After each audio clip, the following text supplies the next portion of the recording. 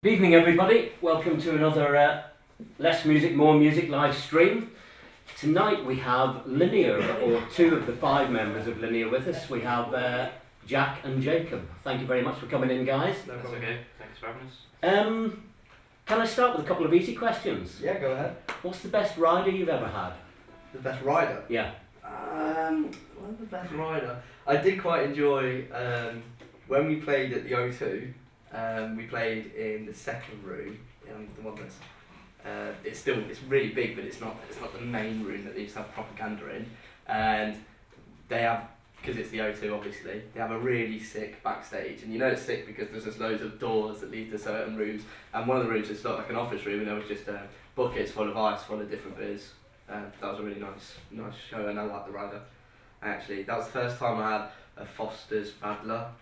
Never had it before, had one, felt awfully sick, and I had to go on stage feeling like I was going to puke, and ever since that day I'll never touch Foster's Radler again. And that was your best rider? Yeah, they had a selection, but I bought my own because they always bring my own beer, and then, I had one of those before I got there and just felt like shit. Here's another easy one for you. Have you ever been walking down the street and heard somebody drive past in a car playing your music? Not yet. One day. No, unless one of the band are driving back from the gig. I was going to do it for you tonight if I could have parked outside on the road and just left it black out. Should have, so we said yes. Indeed. Okay, the final easy question. Is Jack really Morrissey in disguise? No, it's a bit different. Give me a sausage roll, I'll prove it. Do you get that said a lot? Loads of people that I know who listen to music when I play it to them. I don't particularly hear it, but... We get it every gig, I'd say. I think it's because there are vocalists out there that sound similar to me, but they're just not as common. Do you know what I mean? Like I've never seen a band live that sounds like my vocals per se, but I do listen to a couple of acts that can sound like Morrissey, but I don't think it's much like myself. I guess we do have the same tint. And how would you describe your sound? It's kind of jumping around a bit, but I build you as sort of anthemic rock, and I would kind of kick in almost a little bit of almost operatic. How do you describe yourselves?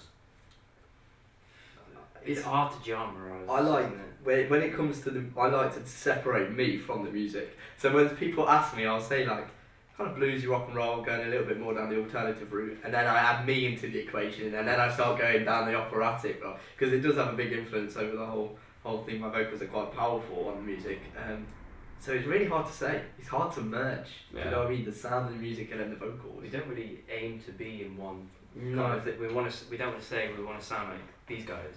We just come together, play, and what happens. Which is also an issue when we're trying to make music. Do you know what I mean? Because we don't have a set path. Yeah. There's no wrongs or rights, so it could be all over the shop, and then you're like, well, where do we put that in the set? That doesn't go with any of these songs. Yeah. So it can be hard sometimes, but... I think that's a good thing on two scores. A, there isn't anybody else around Leicester who particularly sounds like you, so you're not your bog standard indie rock band, of whom there are a plethora. But also you've got variety in your own set, Yeah. which I think is a good thing. Just jumping back a little bit, just to get a little bit of history about Linear, I think you were talking about it yourselves. How did you come about? Because you were previously in a band called White Ashes. Yeah. And are there any other members of White Ashes in Linear? Nope. Okay. Okay, well that didn't work. I'll talk about White Ashes and how it made Linear. Okay. Made me make Linear. So I was in White Ashes for probably 3 years, and we were very young, maybe 14 when we started. I was the younger one of the band, and over the years we actually became really quite good for our age technically. Big shout out to Jake Brennan and Joe Walker, who's now Joe Smith Music. Oh, was Jake in White Ashes? Yeah, Brennan was also in White Ashes, and those two are fantastic guitarists and very different, but at the same time very alike. So technically, we got a lot of appreciation from the local music scene, because we were quite young, but we were doing some stuff that people had never really seen before. Well, those guys were. At the time, weirdly, I did screamo backing vocals for White Ashes, which is very opposite to what I do now for Linear. But anyway, White Ashes went down because everyone had to go off to uni, and I was left with not a band, and I loved playing live. I used to love dancing around with the bass guitar on me. So got together. I already knew De Bruin from a long time ago when he moved to my school at high school, And like the first thing I found out about him was he played guitar, and he was sick at guitar. And like, ask anybody if it was like, oh, who's that? Oh, that's De Bruyne. He's sick at guitar. I'm gonna get him in a band one day. I used to genuinely say that, didn't I? We used to like chat shit about it and say we were gonna be in a band. And that was in high school. yeah, that was. And then like years and years later, I was like, right, it's time to do it. It's time to make a band. First guy in was De Bruyne, and then Joe Brassfield, our bassist. I was friends with him. He just started bass guitar, so I was like, okay, because I just started bass guitar, and I know that you can progress fast and learn bass guitar if you're under a bit of pressure and you're in a band. So I knew that he'd get the hang of things and it'd pick up a lot faster. Yeah. De Bruyne, you knew Penno, did you? Yeah, You're the Penno was my guitarist? friend, the guitarist. He hadn't been playing that long, to be honest. When we started the band, probably a few months.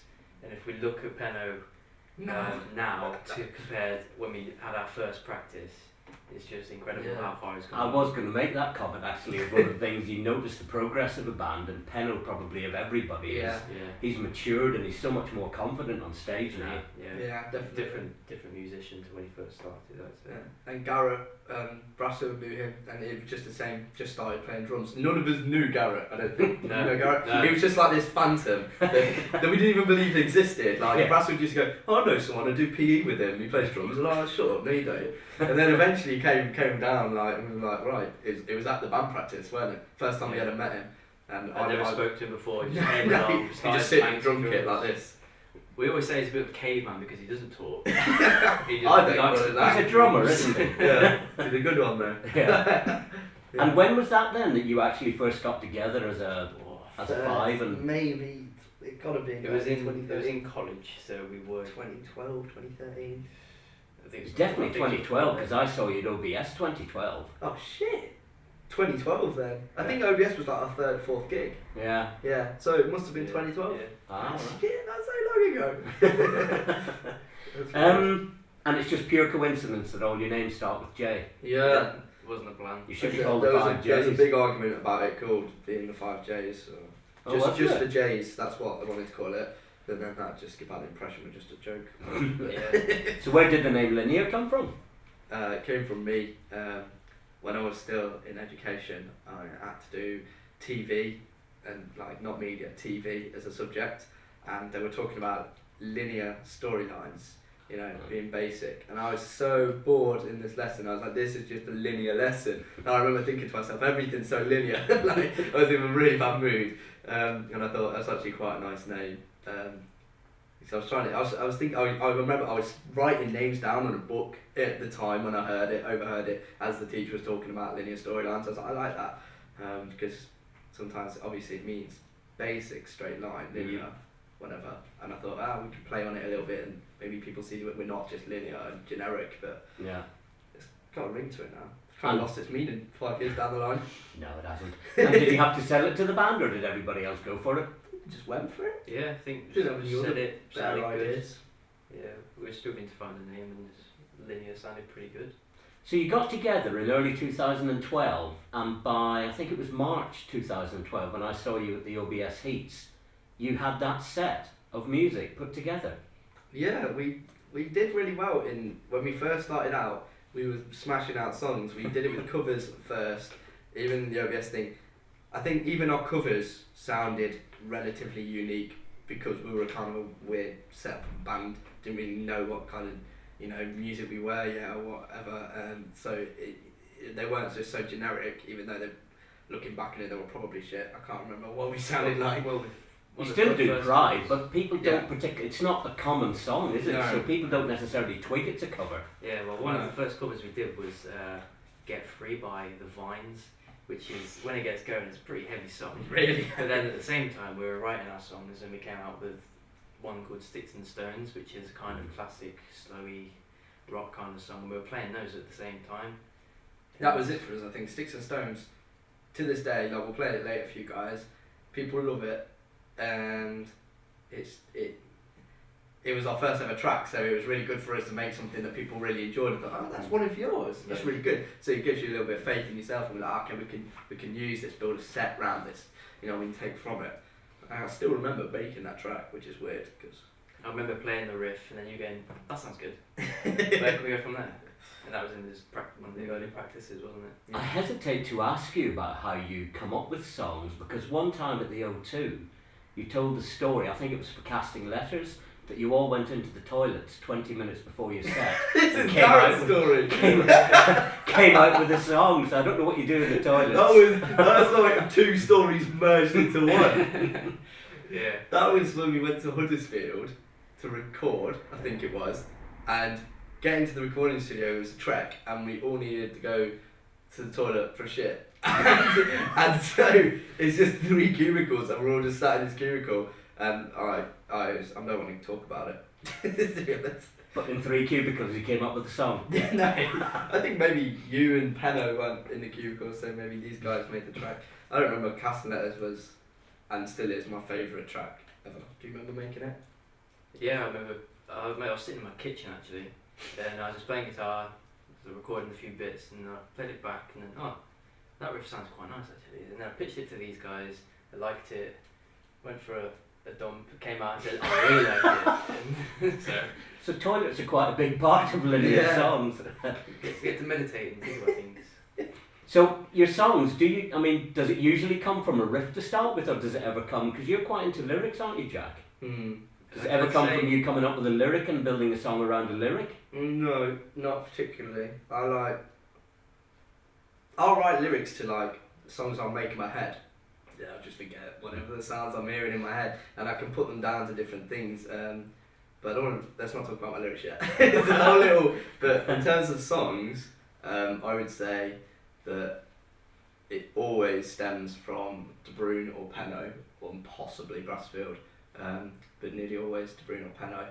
And as a singer, I can orchestrate things, maybe say, keep that going for another 4 bars and see the song as it structures, but I can't say, like, play this riff and, you know what I mean, I don't say notes.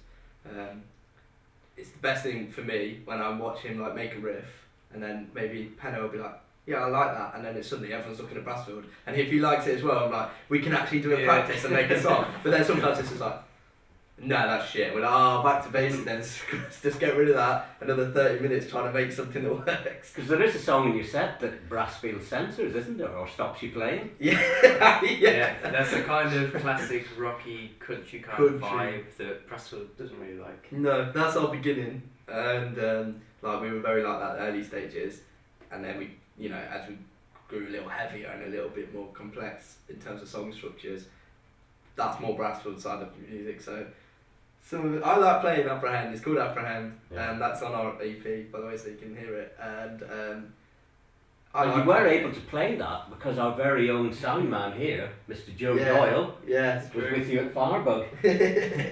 Sorry, I'm on a delay. You're always on a delay.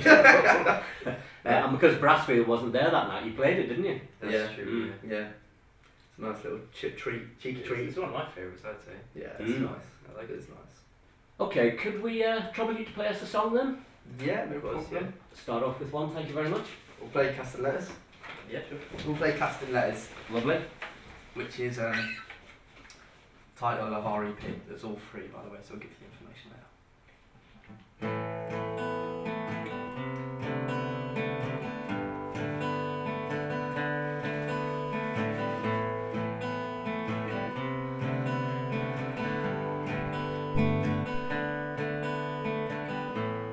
I used to have a faithful grip on my life. Now time just drags along as you sit on by, and I'll sit and wait for a while as the memories circulate and dominate my mind.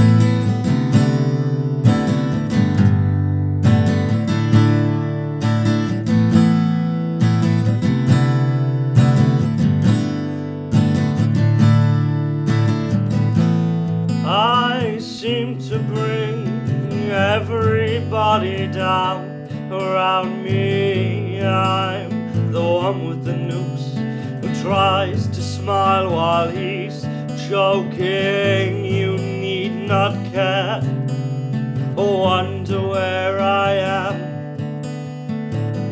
'cause I've lived my life and I've cast away all of my chance. She's in my head, I can't get her out. She's in my head, my eyes won't focus on me anymore. Just let me drown in my own shallow thoughts.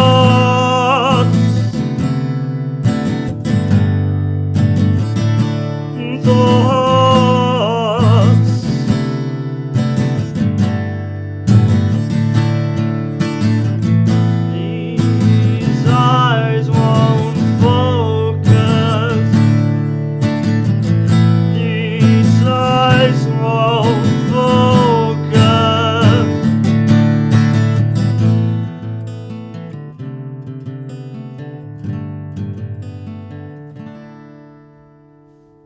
Thank you. That's Casting Letters. Thank you very much. No problem. Cracking song that is. So, you say early on that you sort of came up with a splurge of songs when you first started. Are you still as sort of prolific with your songwriting, or do you I'd find say it comes things in have- bursts? Things have it does come in bursts. I'd say things have slowed down probably recently because there's 5 of us. It's busy. 3 of us Yeah. are at university, Yeah. and then 2 of us work full time. And getting a practice in is pretty hard. Yeah. And at the start, we were in college and doing the same hours, working the same hours, and then bang, with our practice. Yeah, it's weird. I've always found like that as a bit of an issue because when we started and you're in college, you're too young to be really credited as someone that could go on to make it. You know, when you're like 16 or 17, you still kind of get that little stigma that they're very young, they're very good, but the words potential, you always say they've got so much potential. They've got so much potential to when they're about 18 to 23, and you're like, 18 to 23 is like the busiest time of your life. Yeah. Do you know what I mean? There's so many decisions and so many choices, and it's been just by luck that we've all stayed in Leicester as it is. I mean, out of 5 people that are all in education, and most of all, you know, some would go uni. Luckily, 2 of us, me included, me and Penno, we study here in Leicester. Our bassist is going to Sheffield, I think it is, but Yeah. he's happy to commute. He's got a lot of priorities here as well, so we're sticking with him, I think. And so it is really hard, but yeah, and also the thing with Linear is we work better under pressure. We've always found this. Yeah. We'll have a practice before a gig, Yeah. and we'll be like, we need a new track. We've got like 2 hours for a new track, and we'll manage to make a new track in that 2 hours. But if you give us like 2 months to our next gig, it's just like that pressure that So you, behind with you. 2 months, you keep putting things off, don't Yeah. you? You never Yeah. actually get round to doing Yeah, it. it's you gotta really put that pressure on. I think that's sometimes my job, because obviously not playing an instrument in the band, it's gonna get boring, isn't it? Like playing the same riff over and again while you're trying to come up with something to come next. And a lot of the times, like I've seen to Bruno, it's like, can we just play this now? Can we just stop for 10 minutes and just let's play Apprehend and come back to it? And I'm like, Yeah. no Apprehend, because we're not gonna come back to it. We'll forget it. Something will happen. Does that happen to a band where you've got certain songs, and I mean, you've got fans who really want to hear those songs? Do you eventually get tired of the songs, or? No, we don't get tired of them.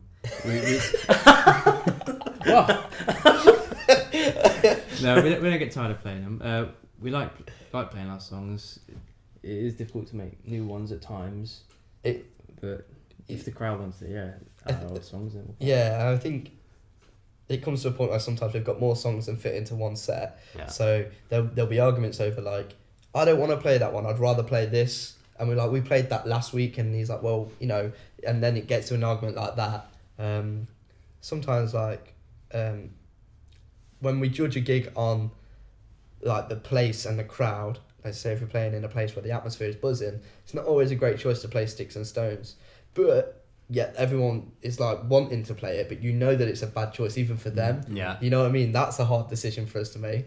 Like people like the song, but it's hard to come back, and you don't want to bring that atmosphere down when you've got songs that can keep it out. So it gets a bit weird and technical. But Yeah. You mentioned the tracks you have and that you have an EP.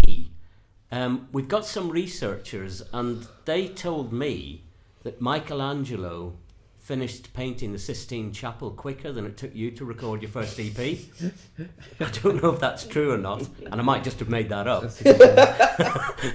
What happened with the EP? It took ages, didn't it? You know what? It was another one of those things where you say, right, we're starting the recording on this date, and then as soon as you get to that date, it's like, oh no, I've got like 30 things to do in the next 2 weeks. Like, each person is so busy, and it was just there like, just trying to fit in your life in between these times, and it just was one of those. I mean, it'd be lovely to be like dedicated band where you're earning money, you don't have any other priorities, because you could just sit there, just have a week all day, a week, even like a week to 4 days even of just solid waking up in the studio, going to bed in the studio, making music in the studio. You'd be done. We could do an album. Do you know what I mean? I reckon we'd be, to do that, if we had a week in a recording studio, us 5, I reckon we'd power through it and we'd come out with some banging tracks. Yeah. And there were a lot of things added, even in the short space like we had each, like very rarely were we all in a studio together. Yeah. Do you know what I mean? When we were together in like 3s or even 2s, things were starting to be added to the tracks that we didn't even, we now took from it and play it live. You'll hear certain things over it, like backing vocals, certain things with the guitar and bass riffs and just stuff like that. So because you started it off up in Huddersfield with Jake, I think, didn't you? Is that where you finished it as well? No. All right. No. We started it there a good few years ago, didn't we? Yeah, Huddersfield.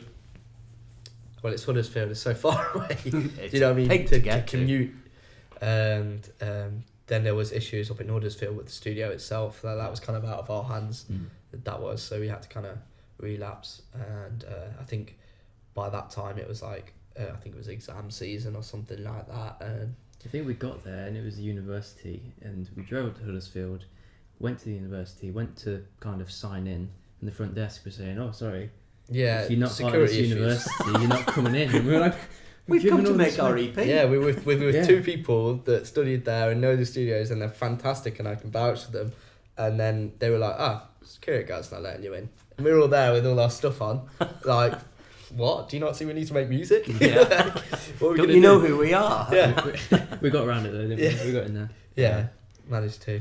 So where did you record it in the end? Was it the studio in Narborough? Yeah, a studio in Narborough called Fox? Pterodactyl Studios. Oh, sorry. Pterodactyl. Pterodactyl with a guy called Anthony Pike, and it's fantastic. It's a studio bedroom, but had just as much equipment as I've seen in like normal studios that anywhere, self-established studios, and it was wicked. Like, I've had experience in recording studios myself, and I've recorded bands, and he was great. So many different techniques and stuff like that, and he really did a fantastic EP. And do you feel he empathised with exactly the sound you were trying to get out of it? Yeah, that's why I liked him. He went the extra mile. Like, we got a message through our Facebook, just like any spam message, but at the time we were looking to record, so I messaged back asking a few details, like what kind of microphone and equipment and some reference tracks that he's recorded and mixed and mastered and whatever. And it was the thing that struck me was like the extra mile that he came down to our practice and took like live things for himself to study and also get a gist of us, saw us play live, which is a massive thing, I think. Yeah. If you're like trying to record and work with a band, you need to see them live, because you want to grasp that part of it as well. You don't want the tracks to be completely different. You want it to still have that energy behind it. And he just did everything with such ease. He was organised, and he knew exactly what kind of sound he was on, and he really enjoyed the music as well, which is, when someone's enjoying it, you know what I mean? And that was a massive benefit. If we were working with someone who really fucking hates, sorry for swearing, like, bluesy rock and rolls and operatic vocals, then it's not really a good choice to work with. He was good, Pike was. Yeah. I'd get into the studio and he'd be like, "Oh, Jacob, before we start playing, let me just show you this." And he'd play a snippet of our song, and he'd put his vocals in there saying, "What do you think about that?" And he goes, "Oh yeah, that sounds great. Yeah, I'll do that." Yeah. So I record over it, and he'd contribute to our songs. Yeah, So, he definitely worked with us on the songs. yeah. And what sort of timescale did that take then with Pterodactyl Studios? Were you going in only a few individually weeks, or as a band? Well, a band at first, I think. Yeah, and then I think I went after work on like a Thursday night and was there till about 11:30. It was just me and Pike, and we were just working 9 away. to 5 stuff. And was it drums that was the last thing you were waiting to get done? Was it you, wasn't it? I think it was me. We did all the drums first, recorded those, and then I was the last one to get it We done. didn't have access to a live room, so we used one of the practice rooms at Stay Free practices. Oh, yeah. at the Red Room, which is, I would have chose that, and he like went down there hours before, set it all up, and he's a drummer himself, so he did it all prior to. So when my drummer got in there, it was all ready and rocking to go, and you know he'd already like rung out the room, and he just did it, and the drums sounded mint. They sounded mint. Yeah. You know what I mean? Sound drums sound worse that have been done in a proper professional environment. So Credit to Joe as well on drums. Yeah. He's a good drummer. yeah, Gary's very good. Are you close, or is it on the horizon at all, doing another EP or an album? Yeah, I want to do an album. I want to use the tracks that we've got from the EP, add it to it, and then because we've got so many more, and I swear they're better than the ones. But I think maybe that's just band being biased. You know what I mean? The newer tracks you make, you think, these are so much better. But I don't know. I definitely want to do an album. Yeah. But it just I want more money behind it this time. Do you know what I mean? And there's always the trouble with recording an album is, yeah, you've got it, but you've got to spend money to promote it and publicise it properly. So Yeah. it doesn't feel like a waste of your time and money recording it anyway. So I'd like to have a good, like, I'm not going to say exactly how much because I haven't worked it all out, but a good bit of money behind it so I can really push this. Like if I've got a full album, I'm going to push it as a full album. Do you know what I mean? And presumably with an album where you've been very generous and you give the EP away at gigs, would you presumably need to charge for an album, or would you look to give that away as well? To think about that, wouldn't we? Yeah, I think I'd still like to do it free online downloads and then Yeah. physical copies. Yeah. Maybe £3.99 or something like that.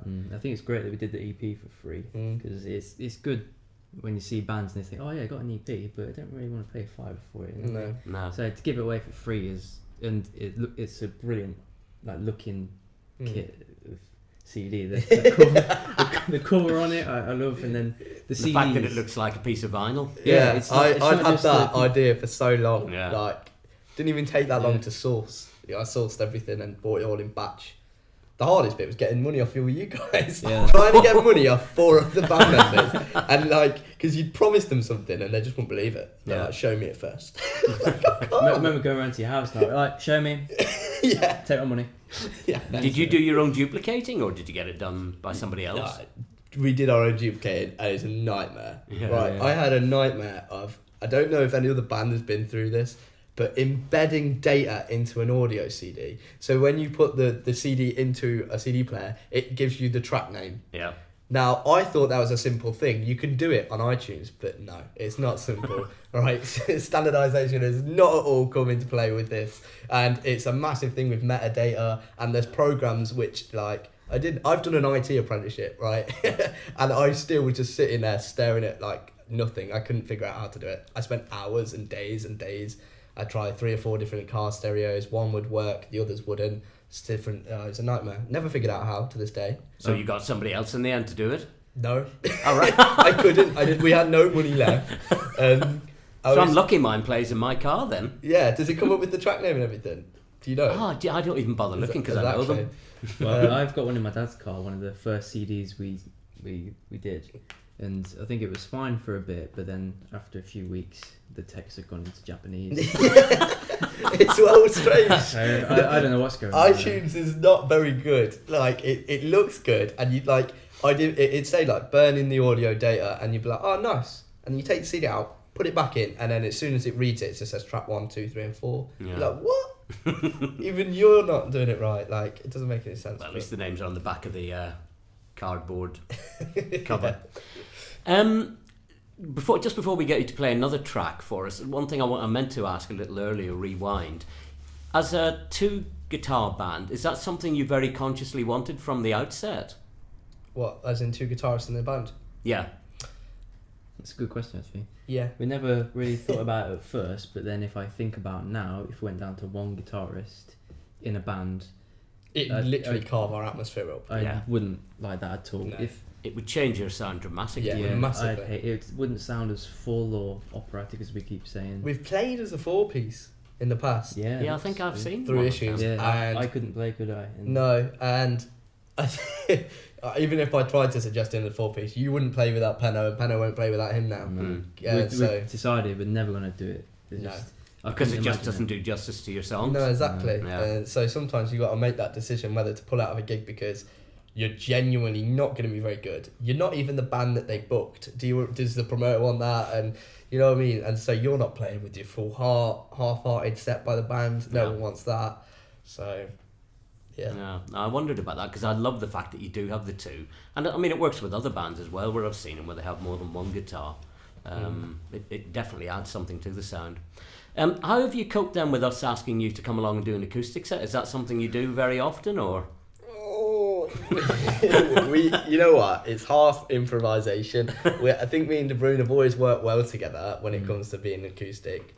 I don't know how it works. We did. Just quite content. We were on a radio station once. Radio Warwick. That's the one, yeah. And it was just me and Jack, and we had a little practice, and then we were in doing the real thing. And whilst we were playing, it was just like, yeah, it's quite clicks actually. It just I works. feed off him, he feeds off me, and we just know what's going to happen. Yeah. And I guess that comes with, you've been together, nearly 4 years now? Yeah. You've got to kind of get a natural feel for each other. Yeah, exactly. Okay, could we ask you to play us another track, please? Yeah. Thank you. Talking of acoustics, this one has never been done acoustically ever. Very fresh, so I hope you enjoy it. Thank you. You have tremolo, yeah?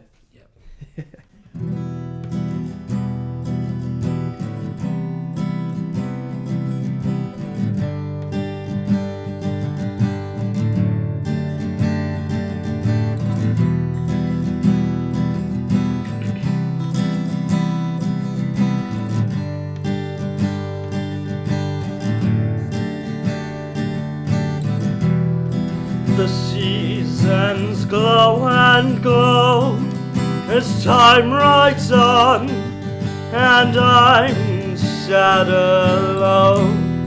The memories circle now, and I choose the ones that I want to feel inside. Don't let me fall again into that darker side of my head, 'cause I don't know which way I want to turn.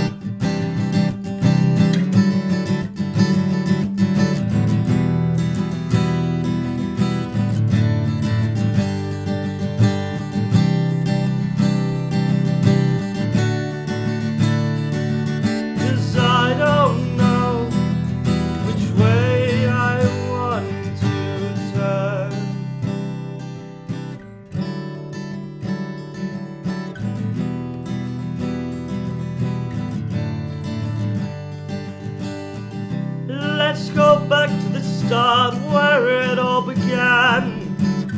Let's embrace the feelings we both had. Let's walk down the roads again. Let's smile through the wind and wet. I promise, but I lied. I can't empathize. I knew it when I left, and I regret every move I made.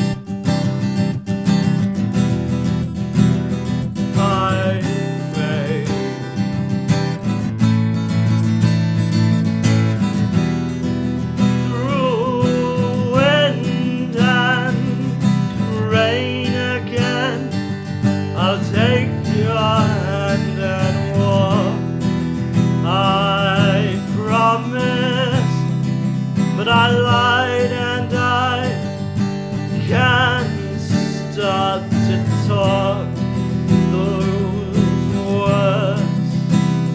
Those words I said to myself, those words that I kept to myself.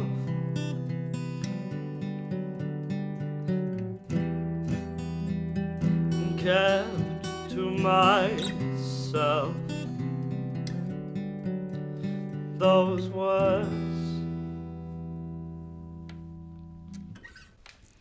Thank you. Thank you very much. That's a new one. I was just going to say, that's a pretty new song, isn't it? Yeah. Nice one. We talked a little earlier about me having seen you in the OBS competition. Oh yeah. You entered that again this year. How did that go? It went well. It went really well. I mean, can't argue with the turnout. It was a great turnout. So big up to everyone who goes to those shows, because it's great to see so much support for the live music scene. And for us to play in front of a crowd like that was great. A lot of great bands. I think we got to what, quarterfinals? Yeah, I think we did. Quarterfinals. I think this year Isn't as good as we did in previous years when we've been worse. But maybe it's just a harder lineup. Yeah. It was good this year, and then probably this year, and then the first year we played it, I think were when I've enjoyed it most. Yeah. Because I think, having spoken to you, did you enter it last year? Or was it? There was a year Yeah, when we just got didn't to the semi-final and my drummer literally couldn't do it without losing his job. Yeah. So he had to pull out of it. Like, it was a proper shame. So that kind of sucked for us, and I Yeah. don't think OBS were too happy, which is fair enough. But sure, there was loads of other bands prior to us that were just as good. So. Yeah. What's your feeling generally on music competitions? Because they can cause a little bit of a... I hate music competitions. I don't like competitions in general, except like a game of table tennis. but I don't like it because, as it is, there's already enough disappointment in most like shows and stuff like that, and there's nothing worse than playing a fantastic gig and then having an ulterior motive. That's what upsets me. If I've played a great show, I can be really content with the fact that I've played a great show and if people have enjoyed it. Yeah. I don't need anything else to bring that down or to tell you otherwise, and I think that's an issue.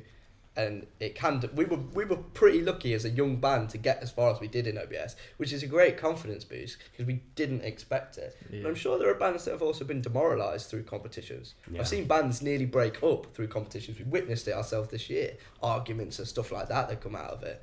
You just think, well, you don't need that pressure on top of it. Just Well, it's funny you make that comment, because the comment was made in Music in Leicester about a lot of the previous OBS winners, and a lot of those bands have broken up almost as though it was a curse. yeah, But, could be because maybe that's you're put on a bit of a pedestal, and say if you lose the next competition, Yeah. maybe you're like thinking there's something wrong in us now. You know what I mean? And that's not how it should be. It should never be like that. The way it plays You with can your tell mind. yourself is the biggest thing. So would you advocate that for a band to be successful, ultimately it's down to doing gigs locally, building up a name, and then trying to get out of your city and maybe make your name in other towns? 100%. Yeah, I definitely agree with that. You need to make your city work first. Yeah. I mean, let's put it this way. I've always viewed this. If Leicester's not exactly the roaringest city in terms of music scene, a lot of people say that, like, you know, obviously comparisons to Bristol and like Manchester and stuff like that, nothing on it. But even local ones like Nottingham, etc., it's not really great. But could you imagine if you dominated the music scene in Leicester, you were a band that could pull all the people in and you're selling out of venues? Now, how much publicity does it give you? If you're hearing rumours and you're someone who works with someone in Nottingham and you're like, you had this band that are really popping in Leicester. Yeah. Popping in Leicester? Who's popping in Leicester? Let's go see who they are. Now that's a game changer. Like, so people should think about that. Would you say there is a band that are achieving that at the moment? Sort of a bubbling under kind of band, not like your Kasabian, who... I've got clearly- personal favourites, which Yeah. I think could easily like do that. I mean, I'm a big fan of Ash Mammal, and they've been together for a while now, and I love watching them every Yeah. time. Who doesn't? Great band. And then a young band that I've watched recently and been the singer for a while, Lacura. I really like those guys. They're playing soon as well, aren't they? Yeah, they're playing. I can't remember.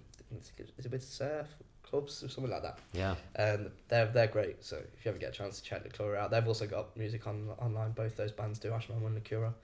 I think personally they're my two favourite bands in the scene at the moment.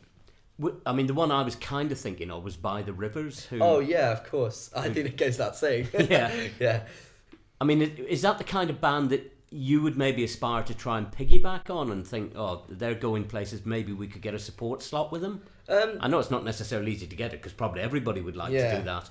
I think I like By the Rivers because I know a lot about them. They're not, you know what I mean, they don't keep anything hidden. They're very genuine with how they got to where they are, and and like you can speak to them all the time, and they're great guys as well. Yeah. That is why I like them, and it's like I would aspire to be a band like them, because there are bands that can make it to certain places like where By the Rivers are right now, which are nearly at breaking point. Do you know what I mean? They're right close. They've already broken Leicester. I think everyone likes coming down to see their music. They're great.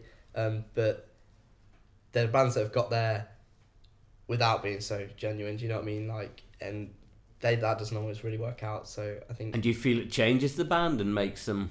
Yeah. I've seen members of bands leave, like, because it's like not the avenue they want to take. Like maybe if they're getting a bit of publicity because of a certain style that they don't personally like themselves, they don't like making that kind of music, but they'll do it because they're getting success in a way from it. Then I don't think that's a great avenue to take. I don't think it works out in the long run.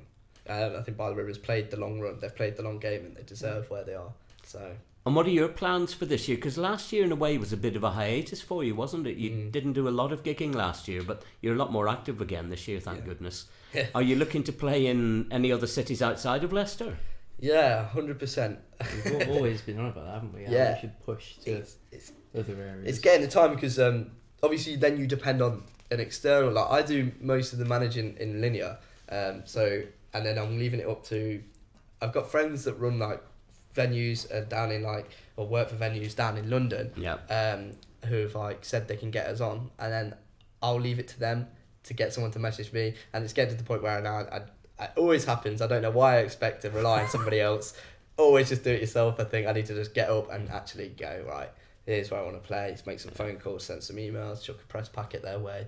But that's, there's time and effort, but I think that will come this summer. I'll definitely be a lot more active this summer. I want to play a few shows in London. And is it just a question of knocking on lots of doors, sending out samples of your music? I think so, and also obviously references. I'm sure there's people that we play gigs for in Leicester that know people in London and Nottingham and all over the place, and they would be happy to go, oh, I know a guy who runs a venue there. Yeah, no problem, I'll sort of gig. They'd be happy to. It's just, you just need to make the effort to reach out. So I guess in a way, knocking on doors, but even the ones you don't expect. It's a lot of who you know as well that helps. We've got a lot of people who give us gigs quite regularly, and then like Andy Wright, and it tends to be the same person who gets them for us. So he might know someone. Go, oh guys, my friend's got a slot down in London. Going, do you want it? So it is who you know sometimes. Yeah. And what ultimately do you hope to achieve with the band? I mean, do you set long-term goals? Do you? I mean, obviously you've had the thing with everybody going to university, which could have been a tricky phase, but you seem to have overcome that. Do you kind of plan for other things that might happen, or? I've always said when people ask me how's the band going, I always reply with the same thing, and I just say, oh, slow. You have to be patient. That's the only way it works. Like, I just say that every time because I've I've been friends with people that started bands, and within like a week they're already talking about what kind of van they're buying for the big tour, and they haven't got a set. Yeah. Maybe 2 cover songs, and it's like, well, you need to slow right down. You know what I mean?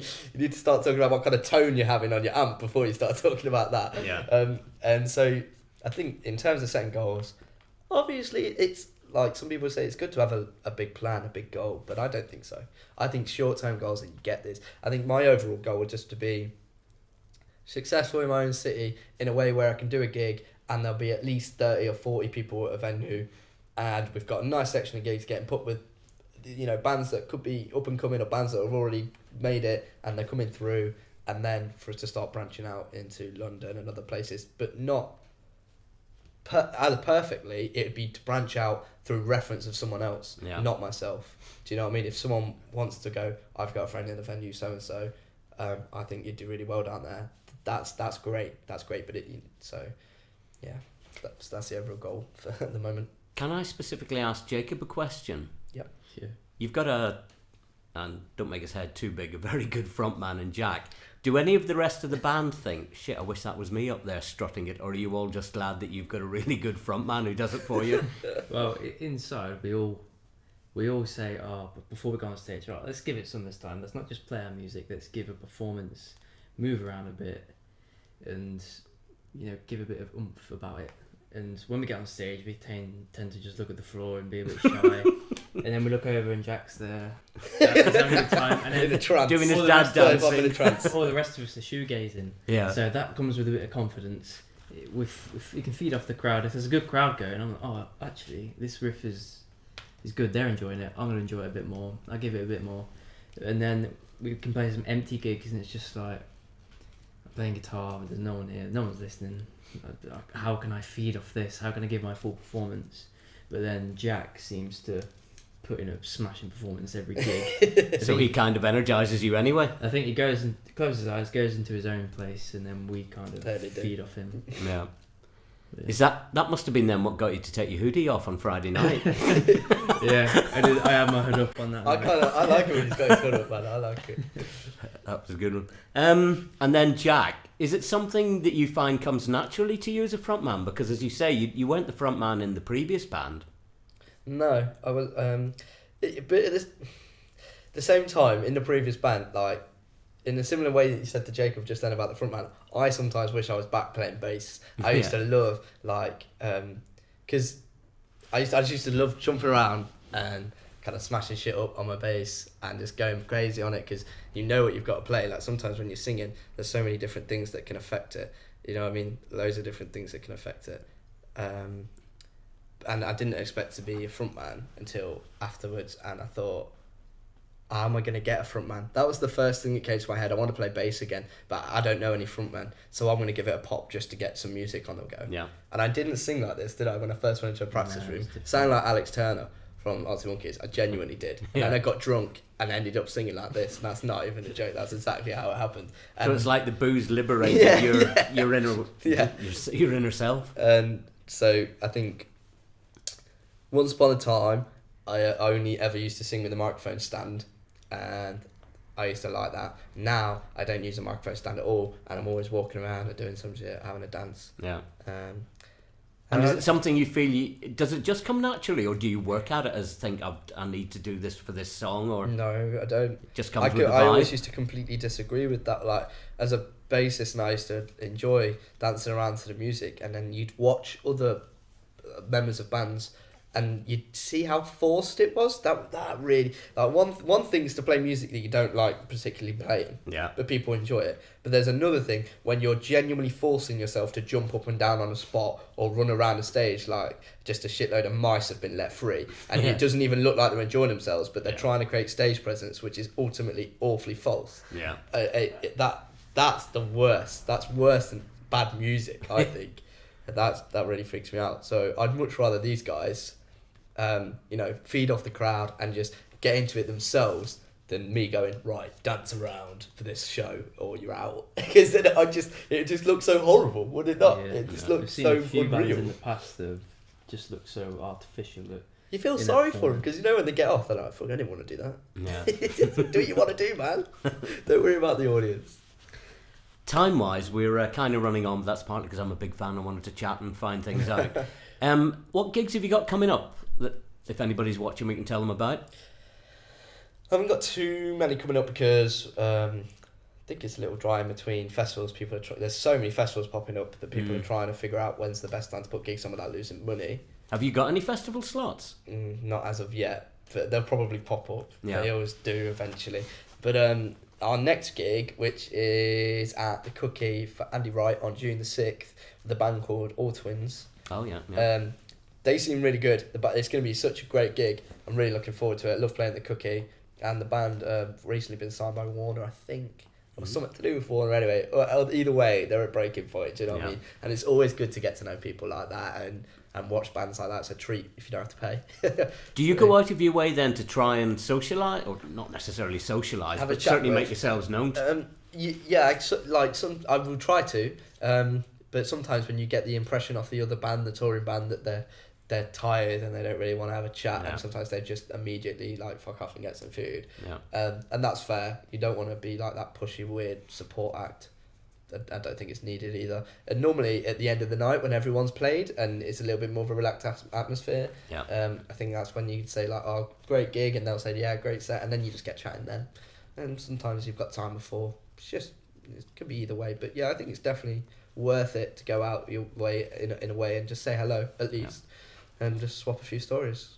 And you're quite keen, I know from talking to you a bit earlier, that when you go along to a gig, even if you're not the main band, you'll stay to watch all the other bands. Yeah, I think that's another reason why, like, it's, unless you've got something to do, like there's been times before where I've genuinely had to leave somewhere because of like previous plans that can't be changed, Yeah. and it really upsets me to have to leave. but then I make sure I say goodbye and apologise. Yeah. Because it's just a matter of empathising. Just empathise. You don't want to play to an empty stage just like them. If they could stay, then it means a lot more to you. Yeah. And it doesn't really, like, to spend that extra couple of, like, 20 minutes, half an hour, maybe an hour or two to make the whole night better for everyone, including the promoter and the band and the people and the bartenders. Everything could be so much better Yeah. just for a little bit of your time. And do you consciously look at other bands and try and learn things from them? I think so, yeah. Yeah. We look at, well, we were on our last gig, weren't we?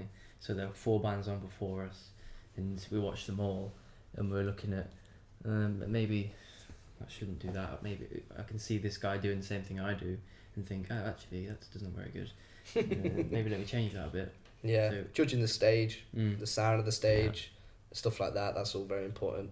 That Like, was a really sometimes good they get night. That was here at the Soundhouse, wasn't it? 5 bands for Yeah. £5. Oh, the bands were Crazy. sick. All the bands were so good. What is it about music? Because I mean, we had this grandiose idea originally when we started this, that we'd be reaching out to people who don't come to gigs, trying to show them how good the music is locally, a little bit about what the bands are like, that the humans just like everybody else. I don't think we're achieving any of that. We're just having a bit of fun and meeting lots of good bands.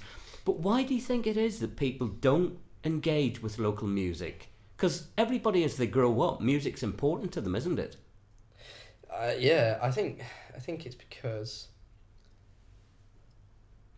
I think, you know, in a way, people are scared to, like, sit and endure something in silence and, like, without having to everyone to enjoy it. Do you know what I mean? It's like sometimes if I see a band and everyone hates them, but I love them. Yeah. And I'll still stand where I'm standing and drinking, and I'll still dance on my own. But some people don't like that. People like look around. People want everyone. They want to be enjoy part of a crowd enjoying yeah, something. exactly, exactly. And I guess, I mean, I don't know. It's so hard to say.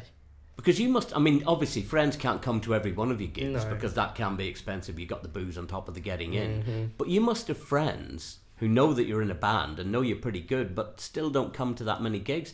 I've got friends I try to bring to gigs, and there just seems to be too much apathy about music.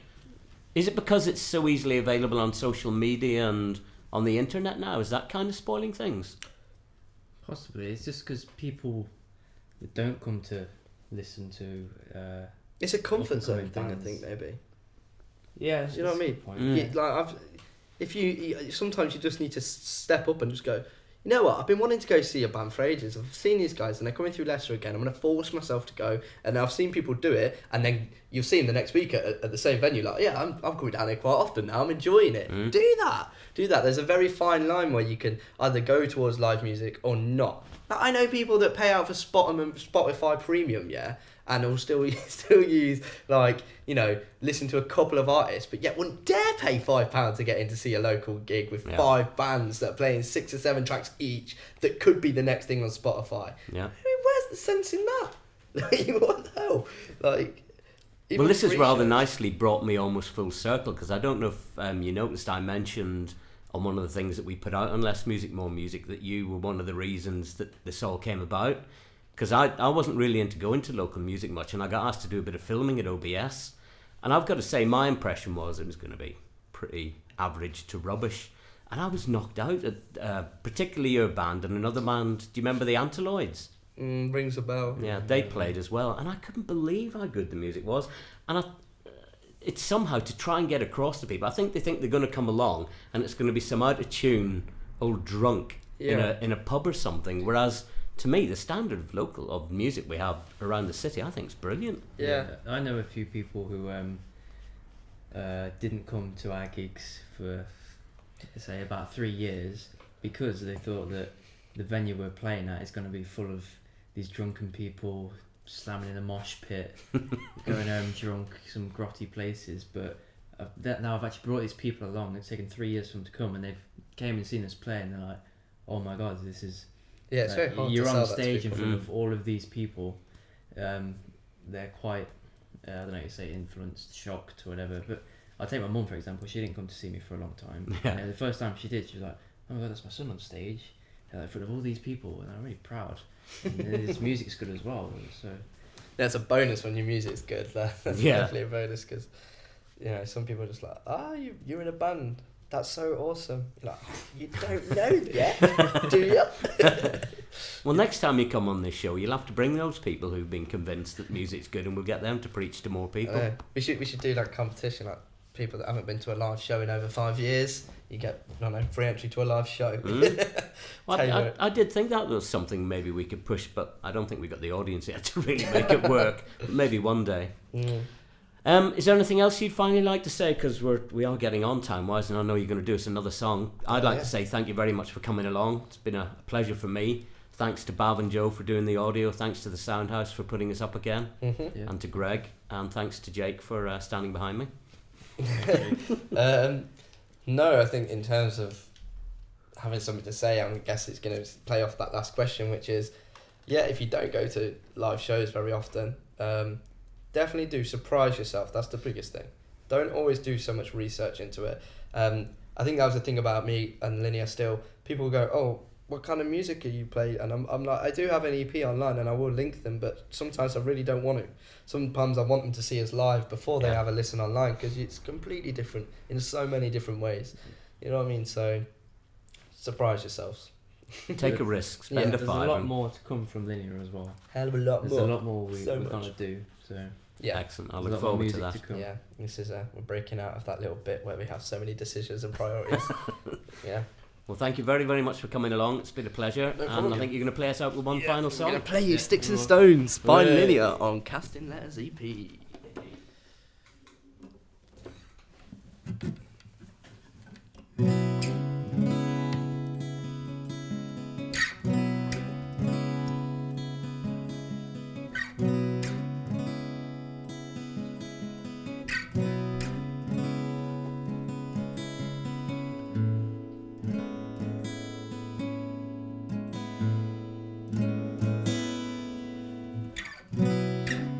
She has sticks and stones, but uses words, a choice of her own, a preference to hurt.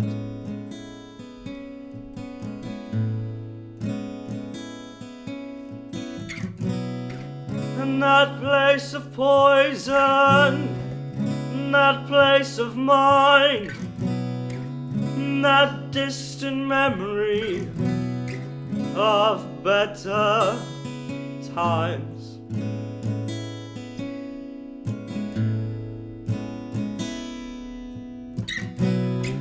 And like poison ivy, she'll wrap around and she'll crush your chest as she drags you down now.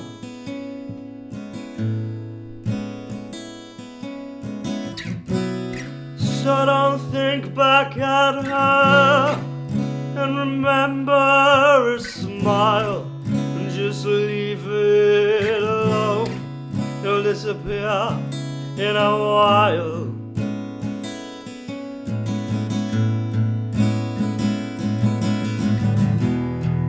And she would remember all of her days like the last place in heaven for her drunken misty days, and the places she always wanted to go. She's left them behind, and they're all gone. They're all gone.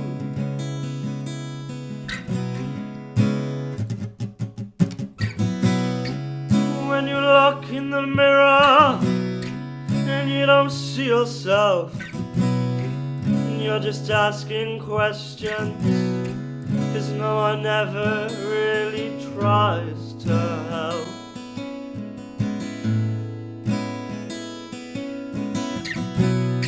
And when you look around and all you see is grey, because the colors were and they're faded away.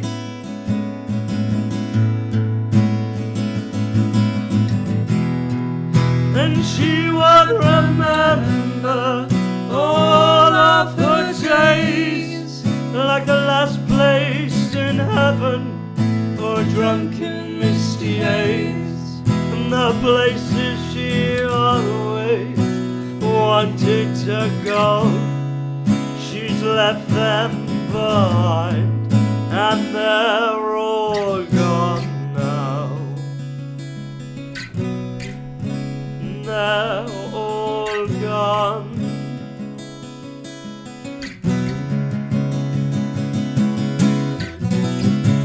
And it's so late now, and that you cannot help, and you're too late now to take hold of yourself.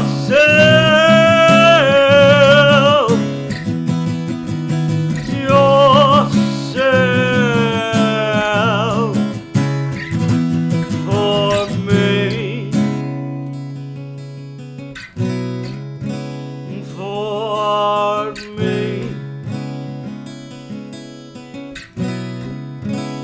For me. Thank you very much. That was Sticks and Stones by Linear. Thank you. Cheers. Thanks for having us. Thank you very much, guys.